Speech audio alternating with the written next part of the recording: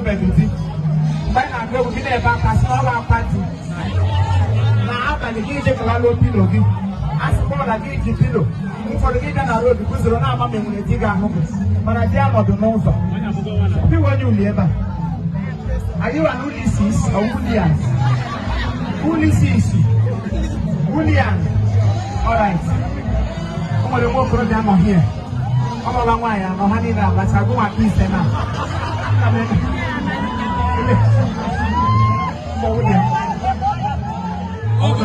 Ugo. Mobalosa. The dear one of the bossa. Jesus. Almost Mario. I mean, my ego now, Mamma.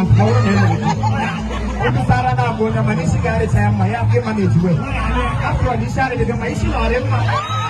No, Emma.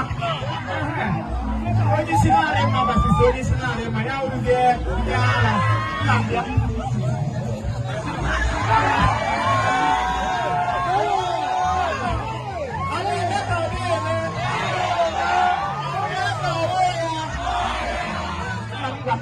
It's your wedding day. It's your wedding day. It's your wedding day. Yala boga papa na boga. It's your wedding. La la la la la la. It's your wedding. La la la la la la. It's your wedding. Yala boga man. Only are you white? Only are you white? Get into now. Will you take him? Friend, I can't even do so much. I can't have enough. Tell me to the airport. The lava is out. What may they kiss him? Now, will you take her as your lawful wife? Yes, I love you so much. So much. We are our warrior. Are you ready? You can answer, we are ready. Are you ready? Will you take him as your lawful wedded husband to cherish and to demolish the richness and the madness? Will you manage him? No, sir. Yes, sir. All you are doing, all right, bring your hand. Now we talk about it. Hold on for now. Hey, we are part-time marriage. You never know about it. You don't know. Akawakaya. How Jehovah? You are can lay down. I'm not there. You are going to be able to have Jehovah. Akawakaya.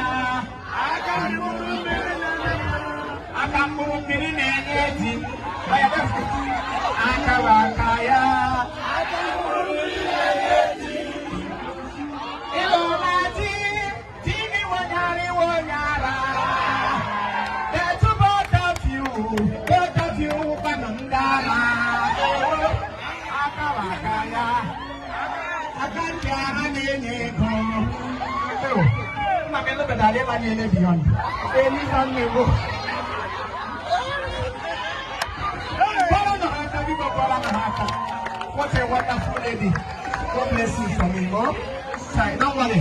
Come. As I have announced you today, heaven will announce you. What time she want to take in home? He gets she want to take in home. Go see your parents. If they allow you too much, but God will announce you in Jesus' name. I love you, my sister. I love you. Can I get a hug? Hey, listen to me. Here, come, rise. You get to party with the you came with the view now, so Baclarum Catonda. I let the papa go. Only wine on your own. Upon a time at the game, my college,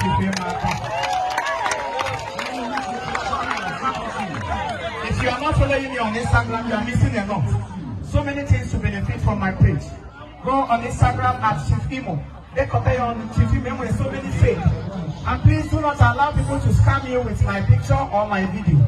Any video telling you to bring 1,000 to get 1 million in the next minute, please ignore that video. My video call, I need a video call. They were a photo, I made like they don't know. And they go sending my picture. I see in here our room Chief Imo. So many people have been complaining. Enlargement, they go see the video call. My enlargement, Chief Imo, no, because my enlargement can be at the mortuary. Why is not me? So do not be deceived. Be wise, because so many things are happening these days. Am I making sense? Yes. I am saying this because of the love I have for all my fans, and I wouldn't want anybody to fall a victim. So please have an English, and anytime I venture into grammar, one of them is so inaugurated.